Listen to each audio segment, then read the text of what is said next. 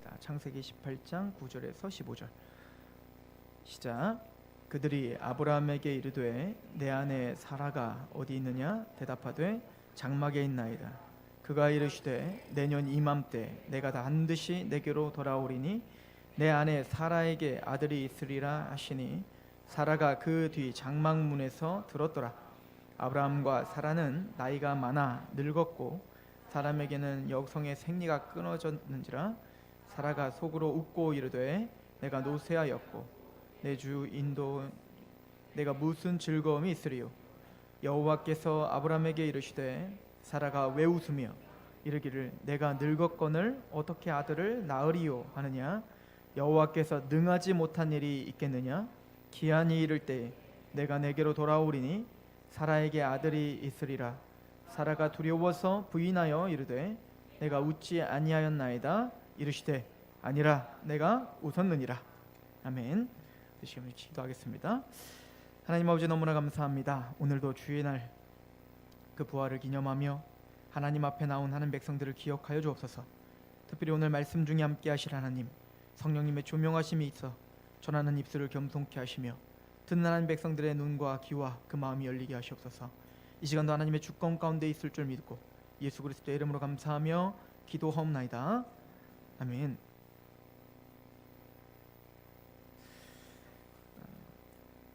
사도행전 사도신경 강의를 우리가 하고 있는데, 사도신경의 첫 번째 부분은 성부 하나님에 대한 고백이죠. 그래서 우리가 한 12가지로 나눠서 고백을 한다. 지난 시간에 우리가 상고했는데, 우리는 12가지보다 훨씬 많은 토막으로 잘라서 우리가 배우게 될 것입니다. 우리가 성부 하나님에 대한 이야기도 첫 번째는 전능하신 하나님에 대한 이야기를 오늘 같이 상고하고, 다음 주에는 창조자, 하나님의 창조에 대한 이야기, 그것이 또 우리의 삶 속에서 어떤 신앙에 또 우리의 삶에 어떤 능력이 있는지를 우리가 상고하게 될 겁니다. 그리고 마지막에는 아버지 되시는 하나님에 대한 우리의 믿음의 그 대상 되시는 하나님을 고백하는 시간이길 소망합니다. 신앙은 하나님을 알아가는 것이 신앙이에요. 그러니까 신앙의 목적은 분명합니다. 우리가 단순히 이 땅에서 잘 되는 것이 신앙의 목적이 아니에요. 이것은 기독교가 아니더라도 여타 다른 이방 종교도 다들 이 땅에서의 삶, 현세의 복을 위해서 희생도 하고 경전도 읽고 고행도 쌓는 거예요. 그러니까 기독교의 목적은 이 땅에서의 안락함이나 이 땅에서의 평안함이 아니에요. 물론 그 목적을 향해서 가는 동안에 하나님을 알아가는 과정 가운데 하나님이 우리에게 이 땅의 복을 주실 수도 있습니다. 그러나 걷어가실 수도 있습니다. 하나님이 우리에게 신앙이라고 하는 것은, 신앙의 궁극적인 목적은 하나님을 알아가는 것입니다. 그죠? 그래서 사도 요한도 요한일서를 쓰면서 아이들아, 자녀들아, 너희들이 예수 그리스도로 말미암아 죄 사함을 받았다는 거예요. 즉 우리가 어린아이 신앙일 때에는 죄 사함 받았다는 그 기쁨, 그 감격 가운데 있어야 되는 게 맞습니다. 그것이 첫걸음입니다. 그래야 하나님을 알 수 있습니다. 사도신경에서 가장 많은 부분을 성자 예수님에게 집중하고 있는 것은 그 예수님이 길이요 진리요 생명이고 나로 말미암지 않고 아버지께로 올 자가 없다라고 말씀하신 그 말씀대로 예수님의 그 십자가의 구속, 그 부활의 영광, 그것을 우리가 이해하지 못한다면 우리는 하나님을 알아가는 첫 발도 떼지 못한 겁니다. 예수님의 십자가를 이해해야 되죠. 그래서 자녀들아, 너희는 죄 사함 받음을 알아라 라고 이야기를 하는 겁니다. 그런 청년들아, 악한 자를 이기었다. 우리는 믿음으로 기도나 예배나 말씀이나 실제적인 삶들 속에서 우리는 악한 자를 이기며 살아갑니다. 사단의 권세를 부셔버리며 악한 세대에서 우리는 건전받으며 우리는 떠나 하나님의 말씀대로 살아가며 그 승리의 희열도 느끼고, 또 때로는 그 어떤 하나님 말씀 앞에 쓰러지고 넘어짐으로 말미암아 그것 때문에 하나님께 죄스러움 때문에 여하튼 그 여러 가지 방법을 통해 우리는 성장해 가는 거예요. 그래서 우리는 악한 자를 무너뜨리고 악한 자를 어떻게 보면 승리하는 것, 이기는 그 기쁨을 맛보는 것도 신앙의 하나의 부분이겠죠. 그러나 아비들아 라고 하면서 성숙된 신앙이란 너희가 하나님을 안다 라고 이야기를 합니다. 궁극적으로 하나님을 아는 겁니다. 하나님이 누구신지, 하나님이 어떤 분인지, 그것을 우리가 알을 때 우리가 누군지를 알게 되는 거예요. 칼빈은 그래서 기독교 강요에서 하나님을 아는 지식이 있을 때 우리를 참되게 알 수 있다라고 이야기를 합니다. 또 우리를 참되게 알 때 하나님을 더더욱 더 잘할 수가 있다라고 이야기를 하죠. 그러니까 우리의 모든 신앙의 목적은 하나님을 알아가는 것에 우리는 집중하고 있어야 됩니다. 그래서 우리는 웨스트민스터 신앙 고백서나 또 하이델베르그 유리모나서 이런 우리 개혁주의 고백에서도 하나님을 고백합니다. 우리는 이런 하나님을 믿습니다. 근데 사도신경에서 하나님을 고백할 때 전능하십니다라고 고백합니다. 우리는 전능한 하나님을 믿습니다. 그렇게 전능하다는 말이 뭘까요? 웨스트민스터 신앙 고백서를 제가 한번 읽어드려 볼게요. 웨스트민스터 신앙 고백서 2장 1절은 하나님에 대한 고백인데요. 하나님은 오직 한 분이시며 살아계시고 참되시다. 하나님은 존재하심과 완전하심에 있어서 무한하시고 가장 순결한 영이시며 보이지 않으시고 육체를 가지지 않으시며 정욕도 없으시고 불변하시며 광대하시고 영원하시며 완전히 이해할 수 없는 분이시므로 전능하시며 가장 지혜로우시고 가장 거룩하시며 가장 절대적이시오. 하나님은 모든 일을 행하시는 데 있어서 하나님 자신의 변할 수 없으며 가장 의로우신 뜻의 경륜에 따라 하나님의 자신의 영광을 위하여 가장 많이 사랑하시고 가장 은혜로우시며 가장 자비로우시고 가장 오래 참으시며 선과 진리를 풍성하시고 부정과 위법과 죄를 용서하시며 하나님은 하나님을 간절히 찾는 사람을 응답하시고 동시에 하나님은 하나님의 심판에서 가장 공의로우시며 두려우시고 모든 죄를 미워하시며 죄 있는 사람을 결코 용서하지 않으신다. 은혜가 되시죠? 막 감격이 되시지 않습니까? 와, 하나님 그런 분이구나. 알리스터 맥그라스라고 하는 신학자가 이런 말을 해요. 현대 신학자들과 목회자들이 꼭 의사들만 사용하는 그 어려운 용어들을 사용해서 도대체가 무슨 말인지 모르게 한다, 이 얘기를 합니다.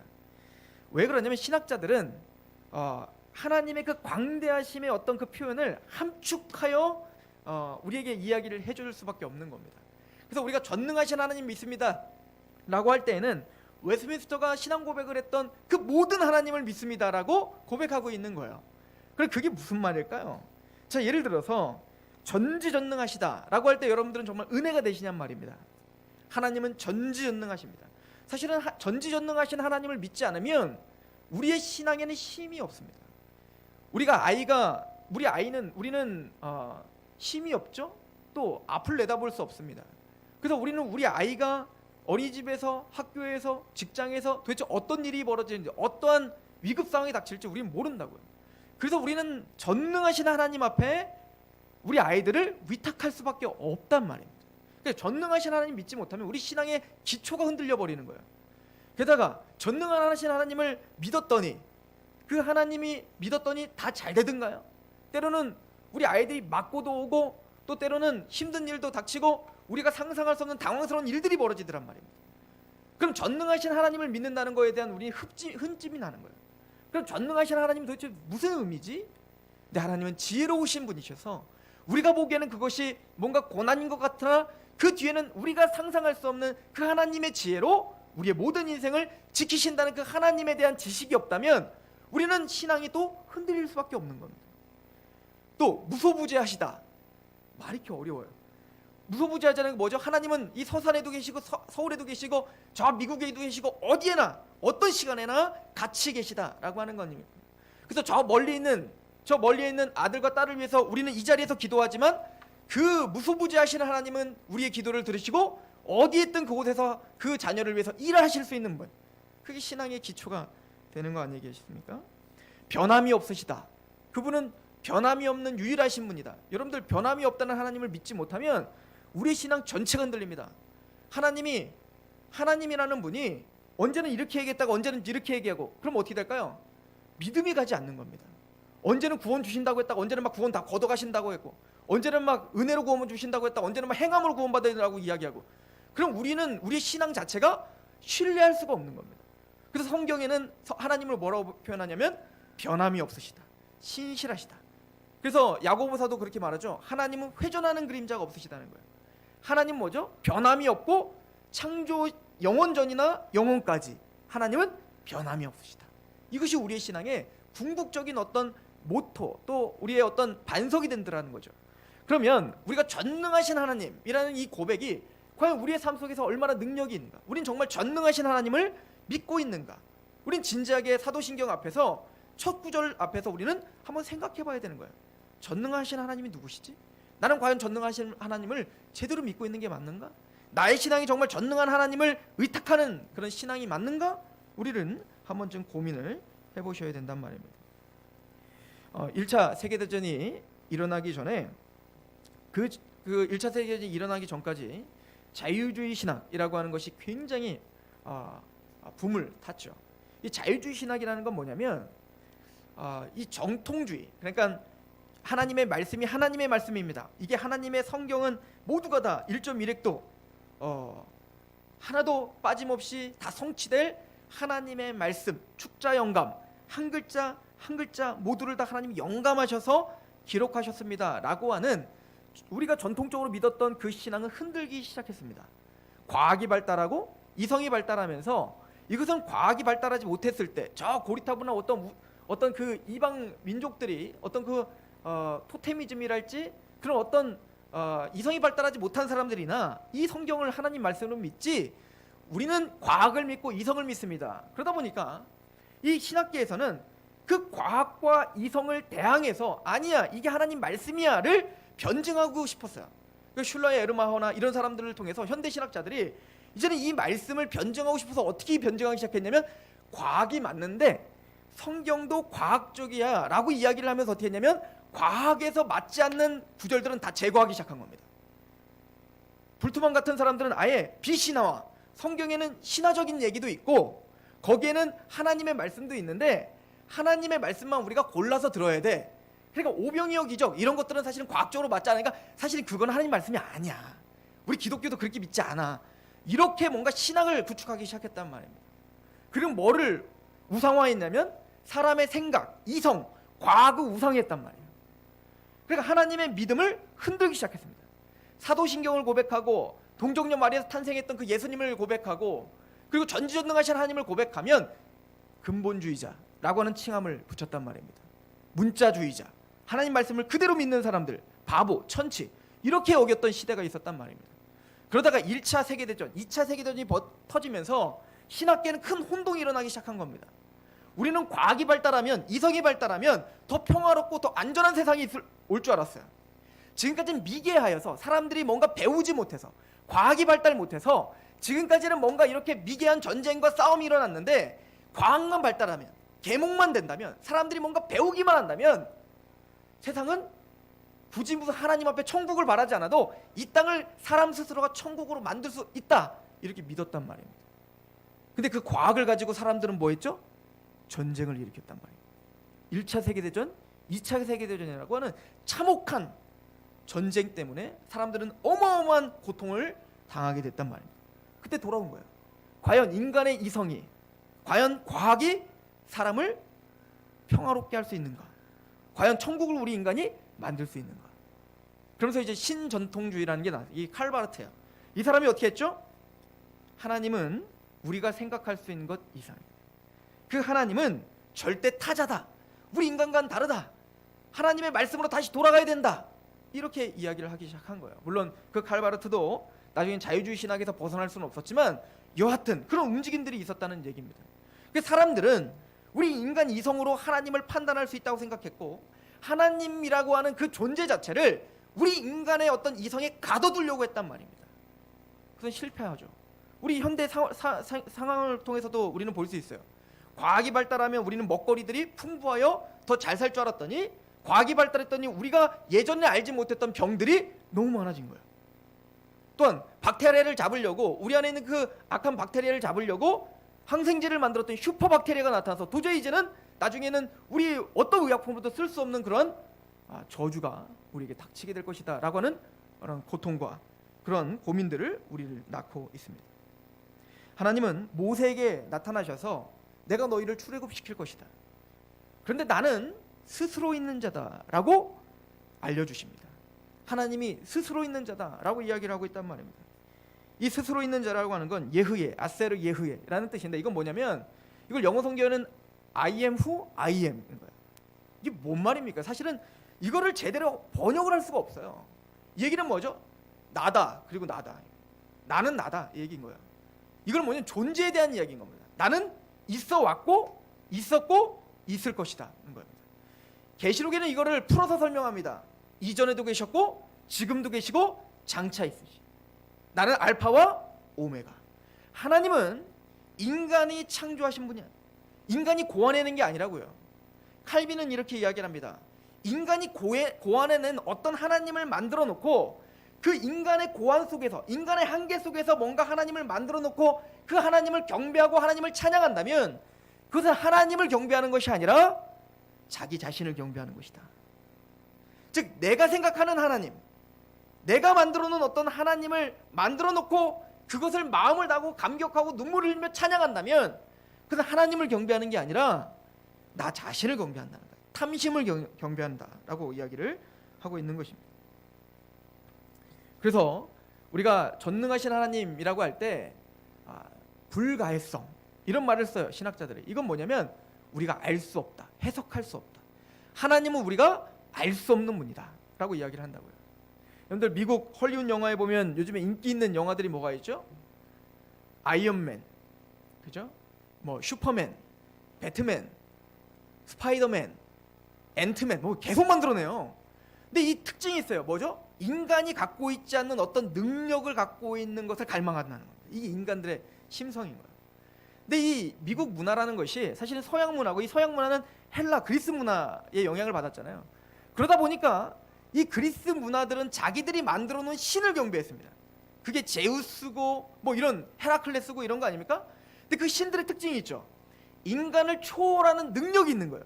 전능하죠. 그런데 그 성품은 어떻죠? 우리 인간과 별반 다르지 않아요. 승질나면 막 죽이고 막 사람들을 막 노예로 막 삼고 팔고. 그러니까 인간들은 자기들이 만들어 놓은 고안해 놓은 어떤 전능에 대한 어떤 갈급함이 있는 거예요. 왜죠? 우리의 삶 속에서는 우리 인간이 할 수 없는 한계가 있다는 것을 인정할 수밖에 없는 거거든요. 그것을 하나님 앞에, 뭔가 신이라는 존재 앞에 그것을 맡겨드리고 싶고, 그리고 그 힘을 누가 갖고 싶은 거예요? 내가 갖고 싶은 열망함을 대리만족하는 게 어떤 그런 슈퍼맨이랄지 배트맨이랄지 앤트맨이랄지 이런 걸 만들어내서 어떻게 하는 거예요? 거기에 열광하는 겁니다. 그러니까 사람들 안에는 다 뭐가 되고 싶은 마음이 있는 거예요? 신이 되고 싶은 마음이 있는 겁니다. 내가 딴 사람이 갖고 있지 않은 어떤 슈퍼 울트라 그런 막 힘을 가져서 다른 사람들보다 더 어떤 힘과 능력과 지혜를 가지고 다스리고 싶은 그 열망함이 모든 사람들에게는 다 있는 거예요. 슈퍼맨이 왜 위대한 겁니까? 다른 사람들은 평범한데 슈퍼맨 혼자 그 힘을 가졌으니까 슈퍼맨이 위대한 거 아니에요.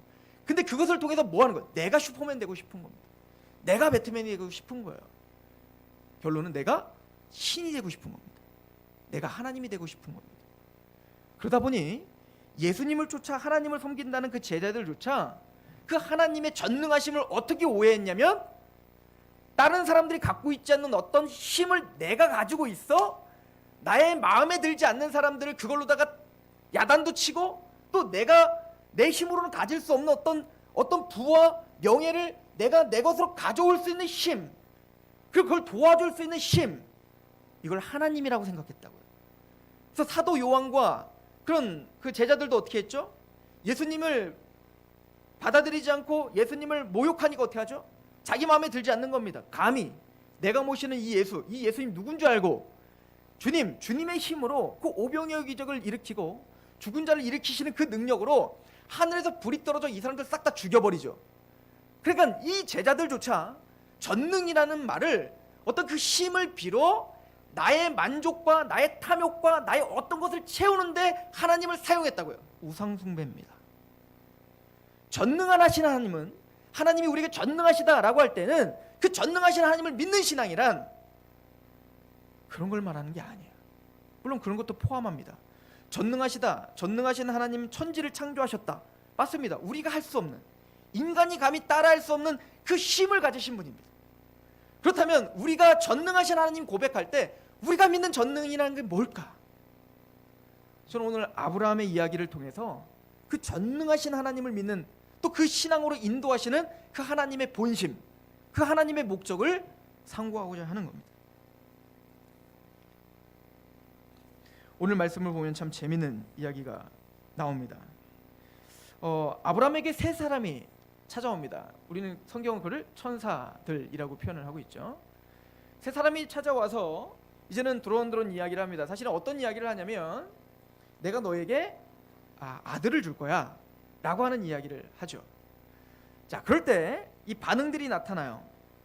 우리 오늘 본문을 한번 보세요. 창세기 18장 9절을 보시면 그들이 아브라함에게 이르되 내 아내 사라가 어디 있느냐 대답하되 장막에 있습니다.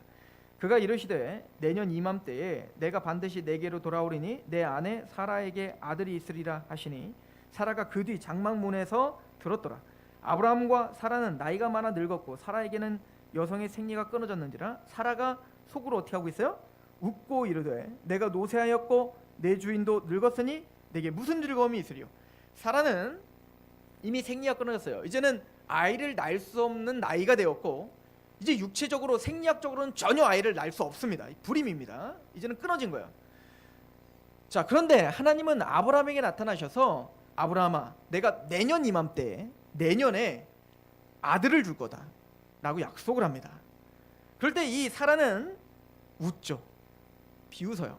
하나님의 말씀을 비웃는단 말이에요. 하나님의 언약을 비웃어요. 그럼 이게 사라만 그랬을까요? 전혀 아닙니다. 아브라함도 그랬어요. 우리 17장을 한번 가보세요. 창세기 17장에 17장 17절입니다. 15절부터 보면 하나님이 또 아브라함에게 이르시되 내 아내 사레는 이름을 사레라 하지 말고 사라라라. 내가 그에게 복을 주어 그가 내게 아들을 낳아 주게 하며 내가 그에게 복을 주어 그를 여러 민족의 어머니가 되게 하리니 민족의 여러 왕이 그에게서 나니라. 아브라함이 엎드려 웃으며 마음속으로 이르되 100세 된 사람이 어찌 자식을 낳을까? 사라는 99세니 어찌 출산을 하리요? 하고 웃어버려요. 그러니까 이 아브라함은 전능하신 하나님을 신뢰하고 있습니까? 신뢰하지 못합니까? 신뢰하지 못합니다. 이 아브라함은 하나님께서 아니 그래 천지를 창조하신 하나님인데 자녀 못 주겠어요? 근데 아브라함은 굳게 믿었어요. 자녀 못 준다고. 근데 너무 재밌는 건 아브라함의 지금 어떤 시기인지를 우리는 봐야 되는 거예요. 아브라함이 갈대아 우르에 있을 때 지금 하나님의 말씀을 비웃었나요? 아니라는 겁니다. 이미 창세기 17장은 창세기 12장에 갈대아 우르 바벨론 지역, 우리로 말하면 세상에 살고 있던 아브라함, 제 가운데 있던 아브라함에게 찾지도 않았는데 하나님이 아브라함을 찾아가십니다. 찾아가셔서 너는 본토 친척 아비집을 떠나 내가 지시하는 땅으로 가 라고 약속을 하시죠. 내가 거기서 복을 줄게, 젖과 꿀이 흐르는 땅을 줄게.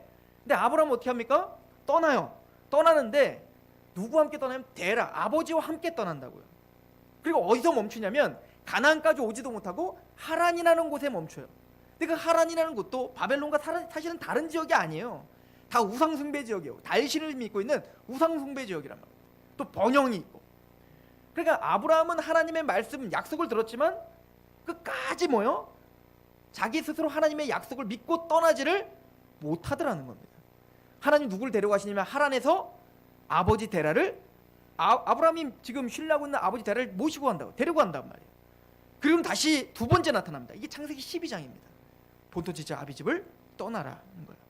그래서 아브라함은 떠나죠. 그리고 가나안 땅에 왔단 말입니다. 가나안 땅에 왔을 때 하나님은 그 전능하신 하나님이, 천지를 창조하신 하나님이 그 아브라함 한 사람, 그것도 잘한 것이 없고 자격이 없는 아브라함에게 불러주실 뿐만 아니라 약속하시죠. 아브라함아, 내가 너에게 복을 주마. 너의 이름을 창대하게 할 것이고 너는 복의 근원이 되게 될 것이고, 그리고 너를 축복하는 자에게 내가 너를 축복하고 너를 저주하는 사람들을 내가 저주할 거야. 내가 너의 편이 되어줄 거고 내가 너와 함께 할 거야. 그런데 그곳에 어떤 일이 벌어져? 전능하신 하나님인데 가뭄이 들어요. 전능하신 하나님이 우리를 불렀다면 우리 슈퍼맨을 기다리잖아요. 좋은 일이 있어야죠. 항상 행복한 일만 있어야 되는데 전능한 하나님이 아브라함을 부르고 아브라함과 함께 있겠다고 했는데 아브라함에게는 고난이 닥쳐요. 흉년이 듭니다. 하나님께 제단도 쌓고 와 너무 고맙습니다 그렇게 찬양했는데 남방으로 도망갑니다. 도망가다 못해 어디까지 도망가죠? 애굽이라는 것, 바벨론 지역과 동일한 우상숭배 지역인 애굽으로 도망갑니다. 하나님의 약속은 안중에도 없어요. 그리고는 전능하신 하나님인데, 아브라함은 전능하신 하나님이 직접 나타나셔서 약속도 주셨는데, 애굽에 갔더니 전능하신 하나님은 안 보이고 누구만 보여요? 바로의 주먹만 보이는 거예요. 너무너무 겁나는 겁니다. 전능하신 하나님을 믿고 있는 이 아브라함이 자기 아내를 팔아버려요. 전능하신 하나님을 의지하지 못하고. 근데 재미있는 건 하나님이 누구 편을 들어주시더라. 하나님은 조용히 아브라함에게 뭐라고 하지 않고 그 바로에게 찾아가 바로를 협박합니다. 너 감히 누구의 아내를 뺏었느냐, 빨리 돌려줘라. 바로는 깜짝 놀라서 어떻게 하죠? 자신의 모든 재산 있는 걸 나눠서 뭡니까? 아브라함에게 주고, 왜 너는 나에게 말하지 않았느냐. 그리고는 1차 출애굽을 경험합니다. 즉 하나님이, 나는 전능하신 하나님을 믿지 않았는데, 하나님의 약속을 신뢰하지 않았는데, 그 아브라함을 전능하신 하나님은 그 약속을 어떻게 하시더라? 지켜주시더라는 거예요. 그리고 나타났습니다. 그런데 하나님이 계속 약속하십니다. 내가 너에게 씨를 줄 거야. 너에게 자녀를 줄 거야. 그 후손으로 말미암아 모든 민족이 복을 얻을 거야. 아브라함이 어떻게 하죠? 하나님, 나 나이가 너무 많습니다. 하나님, 나에게는 엘리에셀이라는 종이 있는데 내가 얘 양자로 삼을 테니까 얘로 하시죠. 그런 경험이 있었는데도 불구하고 또 하나의 산을 만나니까 어떻게 합니까? 전능하신 하나님을 의지하지 못합니다. 그리고는 종 엘리에셀로 하나님의 약속을 바꾸려고 해요. 하나님이 어떻게 합니까? 아니라 네 몸에서 난 자야 된다. 근데 아브라함이 어떻게 합니까? 그러면 이 사라는 아기를 못 납니다. 차라리 저 젊은 하갈을 통해서 하시죠. 이걸 누가 제안하냐면 사라가 제안합니다. 나는 못 나니까 하갈을 통해서 자녀 낳고 그 자녀를 통해서 하나님의 약속 이루어지게 해드려. 하나님은 못할 것 같으니까 당신이 해, 이 얘기죠. 그래서 엘리에셀로 합시다. 하나님 뭐라고 하죠? 아니라 사라의 몸에서 난 자녀야 된다. 그랬더니 아브라함이 그 소리를 듣고 이제 참다. 지금까지는 참았거든요. 그래도. 근데 아브라함이 참다 뭐라고 하죠? 웃는 거예요. 하나님 진짜 재밌으신 분입니다. 야, 하나님 정말 재밌습니다. 어떻게 사라를 통해서 자녀를 낳는다는 거예요. 그냥 엘리에셀로 하던가 이스마엘로 하던가. 근데 이게 몇 장이라고요? 창세기 17장 이야기입니다. 창세기 15장에 이미 아브라함은 의인이 됩니다. 믿음으로 의롭다함을 받습니다. 아브라함이 불러지고, 하나님이 아브라함을 부르고 또 믿음을 주시고 의롭다 하시고, 그 과정이 있고 그 과정 속에서도 얼마나 수도 없이 하나님의 역사를 보여줬습니다. 그런데도 그 끝끝내까지 이삭이 오는 그 1년 전까지만 해도 아브라함도 그렇고 사라도 그렇고 다 하나님의 약속을 어떻게 하더라? 비웃어 보더라. 이게 우리입니다. 우리 인간이 그렇다는 거예요. 우리 인간은 전능하사 천지를 만드신 하나님을 믿습니다 라고 고백을 하고 있지만 실제적인 삶 속에서는 정말 전능하신 하나님이 잘 믿어지질 않는 거예요. 이게 우리의 갈등 아니에요?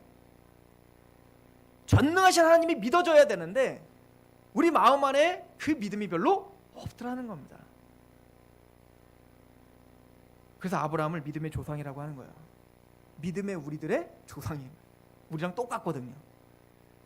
이게 우리의 수준인 것입니다. 그럼에도 불구하고 성경은 타협 없이 나는 전능하다, 이걸 계속 이야기를 해주고 계시죠. 우리 창세기 21장으로 한번 가보시겠어요?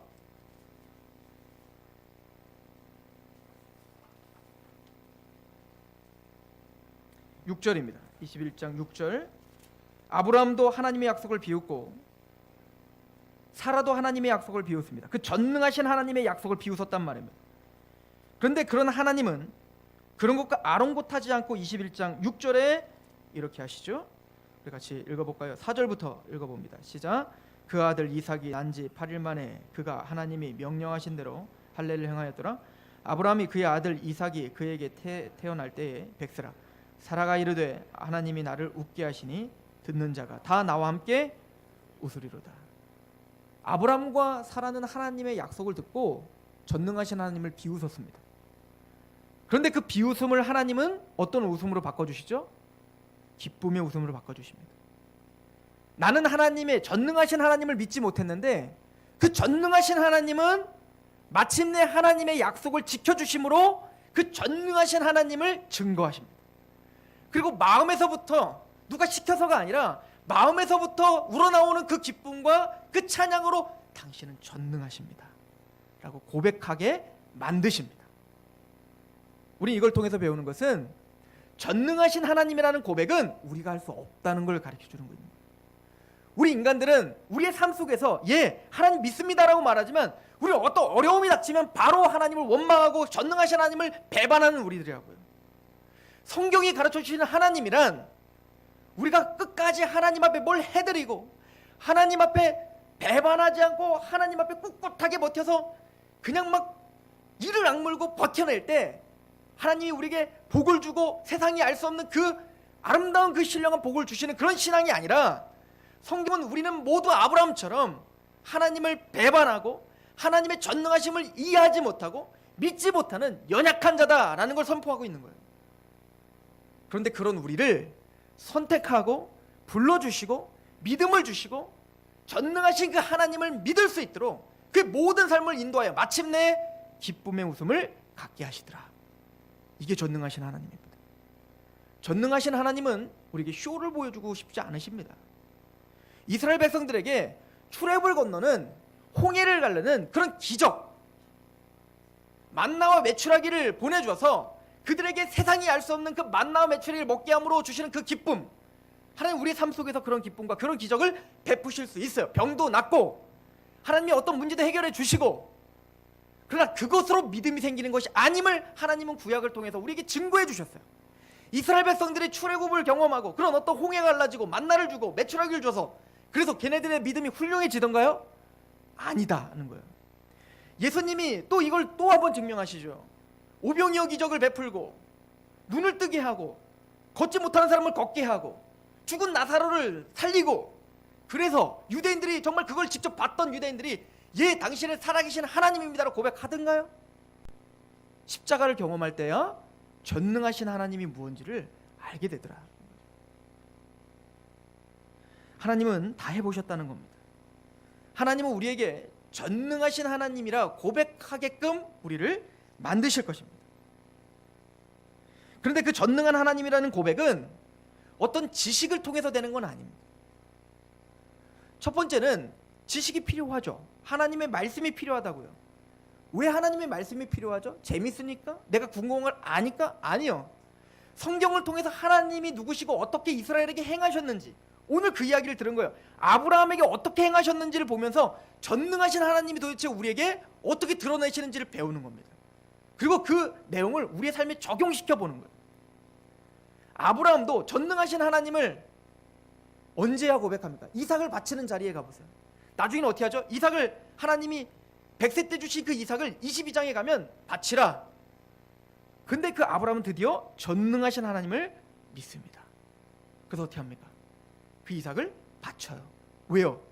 어차피 하나님은 전능하신 하나님 우리에게 약속하셨는데 이삭을 통해서 모든 민족이 복을 얻겠다고 약속하셨어. 근데 내 인생을 돌아보니까 나는 하나님의 약속에 신실하지 않은데 하나님은 그 약속에 신실하셔. 그리고 우리 생각으로는 실패인 것 같은데 전능하신 하나님은 그 약속을 이루기 위해 수단과 방법을 가리지 않으시더라. 이거를 그의 삶으로 배운 거예요. 그래서 이삭을 바치라고 할 때 이삭을 죽일 힘이 생겼어요. 왜죠? 죽여도 하나님의 약속은 이삭이 살아나야 되기 때문에 전능하신 하나님이 그 약속대로 이삭을 어떻게 하시리라? 살리시리라. 그 믿음이 이삭을 바치는 자리까지 가게 한다고요. 누가 아브라함을 그 믿음의 자리까지, 전능하신 하나님 앞에 이삭을 바치는 자리까지 가게 하신 건가요? 하나님이 그랬다. 하나님이 그의 인생을 통해 배우게 하셨다라고 우리에게 가르쳐 주신 겁니다. 저는 믿어요. 때로는 우리 모든 성도들이 자녀된 신앙, 청년된 신앙, 아비된 신앙 다 다르겠죠. 어떤 분들은 조그만 일에도 넘어질 거예요. 근데 어떤 분은 그것이 우리는 쉽게 승리하고, 그러나 다른 부분에서는 또 쉽게 넘어지겠죠. 구원이라고 하는 그런 믿음은 강한데 실제적인 삶 속에서 일어나는 어떤 환난과 고통 속에서의 전능하신 하나님을 붙잡는 신앙은 약할 수 있겠죠. 아브라함이 그랬습니다. 야곱이 그랬습니다. 그럼 저는 믿어요. 하나님이 여러분들 여기 앉혀주시고 하나님이 믿음을 주셔 복음을 믿게 하셨다면 전능하신 하나님을 고백하게 하실 것입니다. 여러분들 모든 인생을 통해서 야곱은 언제 이걸 고백하죠? 당신은 나의 하나님입니다.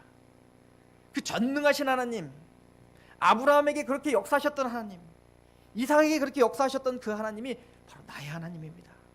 언제 고백하죠? 야곱은 말년에 고백을 합니다. 말년에. 그리고는 이 하나님을 아는 지식, 그의 삶을 통해 야곱의 삶이 얼마나 힘들었어요. 얼마나 삶이 굴곡졌냔 말입니다. 그런 굴곡진 인생 가운데 아버지에게 버림받은 느낌, 형에게 죽임당할 것 같은 느낌, 삼촌에게 배신당하는 그런 아픔, 자녀가 강간당하는 그런 고통의 삶, 또 자녀가 살인을 저질러서 그 두려움 가운데 살 수밖에 없는 것, 자녀가 자녀를 죽이고 그런 가족의 살육이 일어나고, 야곱의 삶은 정말 갈기갈기 찢어지는 삶을 살았단 말입니다. 그런데 재밌는, 우리가 생각하는 건 미국 헐리우드가 말한 거죠. 전능하신 하나님은 어떤 우리의 아픔 때 막 슈퍼맨처럼 날라와서 우리를 기가 막힌 기적으로 인도하고 고쳐주면 전능하신 하나님을 믿을 것 같은데, 성경은 그렇게 해줬더니 이스라엘 백성들이 하나님을 무시하더라. 하나님의 만나를 기적으로 보지도 않더라. 근데 반대로 아브라함과 야곱과 그 믿음의 선진들의 삶은 슈퍼맨처럼 하나님 날라오시지 않는데 고난의 삶이었는데, 그런 삶을 통해 마침내는 누구를 고백하더라? 전능한 하나님을 고백하더라. 이게 믿음의 역설이에요. 이게 세상이 감히 측량할 수 없는 하나님의 지혜인 거예요. 바울이 이렇게 고백을 합니다. 나는 내 동족, 내 친척들, 이 사람들이 구원받는 게 나의 삶의 목표야. 내가 이 사람들이 만약에 구원만 받을 수 있다면, 내가 죽는 한이 있어도, 내 생명이 끊어지는 한이 있어도 이 유대인들이 예수님 믿었으면 좋겠어. 그러니까 사도 바울에겐 저주인 거예요. 사도 바울에겐 그게 고통인 거예요. 복음을 전해도 눈이 있어도 보지 못하고 귀가 있어도 들지 못하는 자기 민족들에 대한, 자기 친척들에 대한, 자기 가족들에 대한 연민이 있다고요. 너무 고통스럽죠. 근데 이 사도 바울은 그 과정을 통해서 하나님을 찬양합니다. 전능하신 하나님을 고백하게 되더라는 겁니다. 이게 로마서 11장입니다. 33절부터 36절입니다. 깊도다 하나님의 지혜와 지식이 풍성하며 그의 판단은 헤아리지 못할 것이며 그의 길은 찾지 못할 것이로다. 누가 주의 마음을 알았느냐? 누가 그의 모사가 되었느냐? 누가 주께 먼저 드려서 갚으심을 받겠느냐? 이는 만물이 주에게서 나오고 주로 말미암고 주에게로 돌아감이라. 그에게 영광이 세세에 있을지어다. 아멘. 지금 유대인들이, 내 친척들이 믿지 않는 것 때문에, 그것 때문에 내가 고통스러웠으나 하나님은 나에게 그 비밀을 알려주셨는데, 그들이 강팍함으로 이방인 충만한 수, 구원받은 모든 충만한 수가 구원받게 하는 하나님의 지혜였군요. 나는 측량할 수 없는 지혜, 내가 감히 세울 수 없는 그 지혜, 전능하신 하나님이 그 일을 이루시는 그 지혜가 놀랍습니다. 그렇게 전능하신 하나님을 배워가고 있었던 겁니다. 그런 하나님을 믿을 때, 그리고 그 하나님이 나의 주님이라는 고백을 할 때, 우린 용맹하게 될 것입니다. 우린 담대하게 될 것입니다.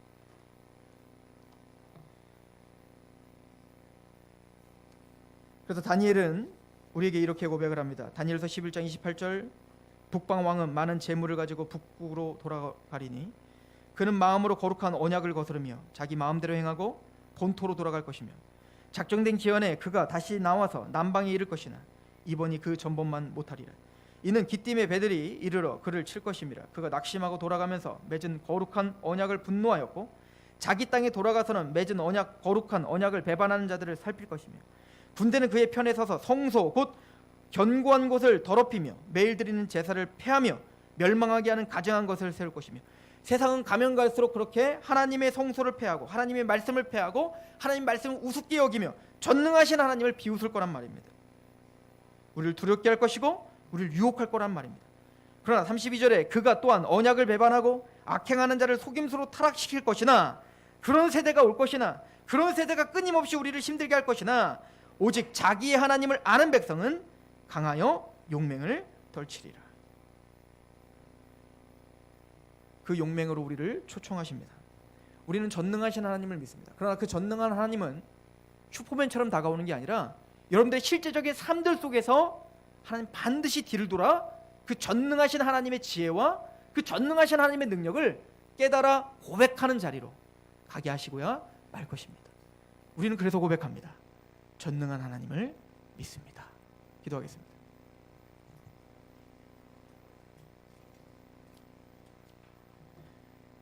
하나님 아버지, 하나님은 전능하십니다. 모든 것을 아시고 어디에나 계시며 하나님은 변함이 없으셔서 하나님이 계획하신 그 계획은 실수가 없고 우리에게 나타난 그 언약은 반드시 성취되고 완성될 거며 우리 인간의 방법과 그 인간의 지혜로는 측량할 수 없는 하나님의 방법, 하나님의 지혜로 마침내 완성시키고야 말 것입니다. 아브라함처럼, 야곱처럼 우리는 그 전능하신 하나님을 신뢰하지 못하는 부족하고 연약한 사람들입니다. 그러나 아브라함을 아브라함답게 하시듯 그 전능하신 하나님 앞에 자신의 삶을 내어놓듯 우리의 믿음을 성숙시켜 주시고 그 전능하신 하나님이라는 고백이 단순히 말뿐인 고백이 아니라 우리 인생을 담은 고백이 되게 하여 주옵소서. 예수님의 이름으로 감사하며 기도합나이다. 아멘.